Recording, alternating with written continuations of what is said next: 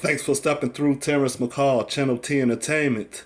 This is week 18 of the NFL season, and I do appreciate you all stopping through once again and tuning in to my videos. Make sure that you like and subscribe to my page and hit the notification tab. That way, you know that I'm having new videos coming in daily, possibly weekly.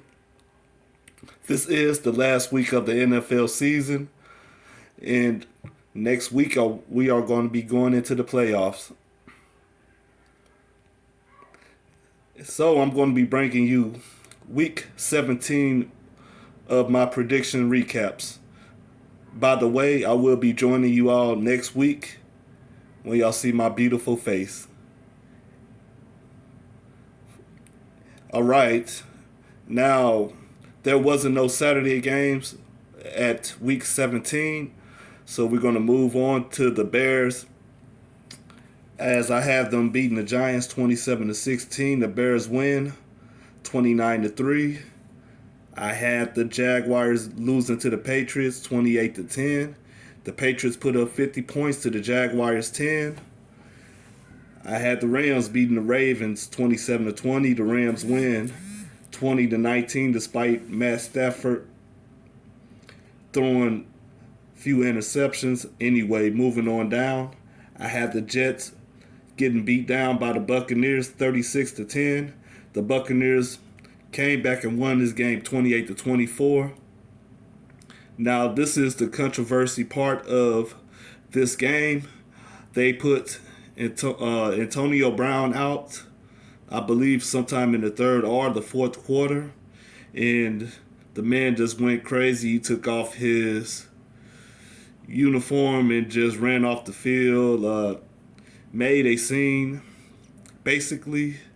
But there should have been points to where this shouldn't even happen in the first place. Now, if you give this man his incentives, then you shouldn't have put him out the game. Now, if he supposed to be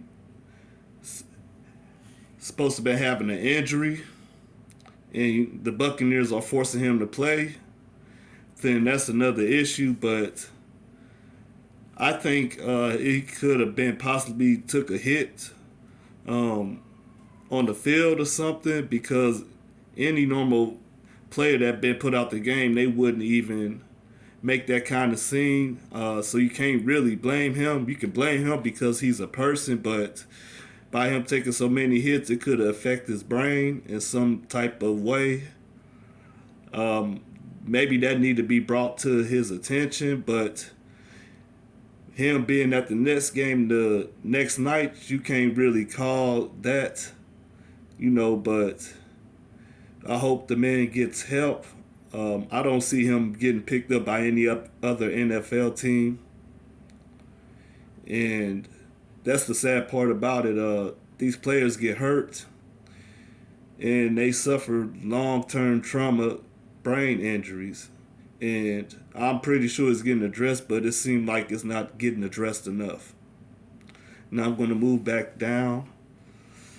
I had the Bills 36-14 over the Falcons. The Bills win 29-15. I had the Chiefs 37-30 over the Bengals, and the Bengals win 34-31. Joe Burrow and Jamar Chase both had big days in this game. I'm going to tell you more about that in the program. I had the Dolphins losing to the Titans 30-21, and the Dolphins get eliminated by losing 34-3. I had the Colts beating the Raiders 30-14, and the Raiders stay alive in the playoff picture by beating the Colts 23-20. I had the Washington, D.C. football team losing to the Eagles 17-10, and the Eagles win 20-16. I had the Broncos losing to the Chargers 26-10. The Chargers win 34-13. Okay, and I had the 49ers 26-17 over the Texans. The 49ers stay in the playoff picture, 23-7 over the Texans. I had the upset special. The Lions was going to beat the Seahawks 21-14, but I believe that didn't happen. The Seahawks put up 51 points to the Lions 29. You can't say that this is a surprise. It's the Lions. Moving on down, I had the Cowboys losing to the Cardinals, and the Cardinals keep their, well, I'm not going to say keep their playoff hopes alive, but they clinch by beating the Cowboys 25-22. I had the Saints over the Panthers 28-21, and the Saints stay in the playoff picture by beating the Panthers 18-10. I had the Packers 24-17 over the Vikings. The Packers beat the Vikings 37-10. In Monday night, Ben Roethlisberger's last game as a Steeler. Possibly today will be his last game as well as a Steeler. His last game was his home game, and he pulled it off 26-14. Okay, week 18 predictions. I have the Chiefs over the Broncos 36-14. I have the Cowboys 28-7 over the Eagles, and these are the Saturday games.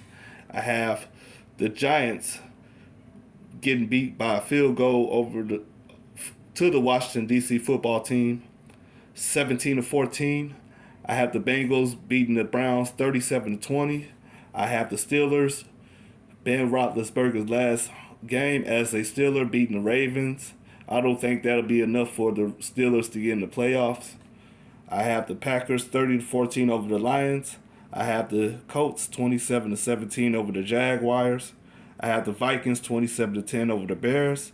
I have the Texans 26-6 over. I have the Titans 26-6 over the Texans.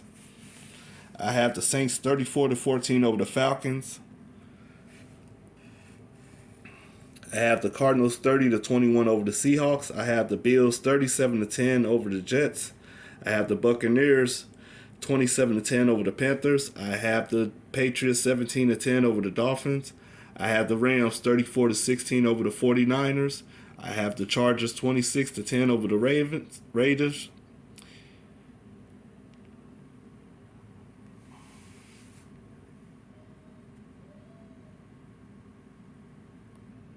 Okay, for my Week 17 top 5 performances. Okay, I have Ian Harris, 28 carries for 188 yards for 1 touchdown. I have Russell Wilson, 20 for 29, 236 yards for 4 touchdowns. Also, 6 carries for 24 yards. I have Joe Burrow, 30 for 39, 446 yards for 4 touchdowns, 5 carries for 10 yards. I have Jamar Chase, 11 receptions for 266 yards and 3 touchdowns. I have Ben Roethlisberger, 24 for 46 for 123 yards and 1 touchdown and 1 interception in the win for his last home game as a Steeler.